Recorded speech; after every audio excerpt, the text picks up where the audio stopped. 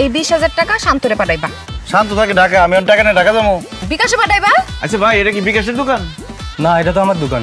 আর বিকাশটা কই পাই কম তো?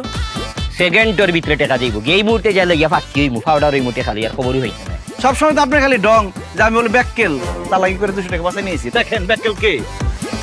কই মাছ কসলাইতেছো কেন?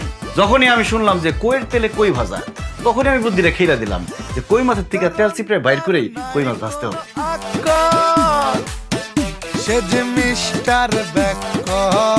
মায়া টেড়া বাঙ্গাইছস দে।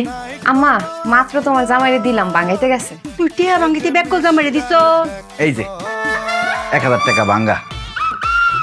আজকে কিন্তু খালার আমাদেরকে অনেক আইটেমের রান্না দিয়ে খাওয়াবে। খাও, 4টা ডাল ভাত খাও।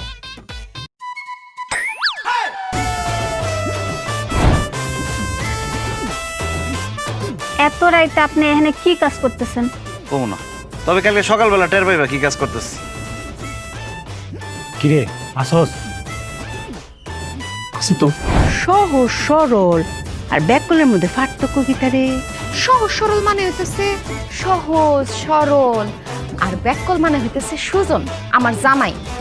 আর এমন একটা জামাই তুমি চয়েস করছো না, এর লাগা তুমি একটা সুজন। কেমন দিলাম?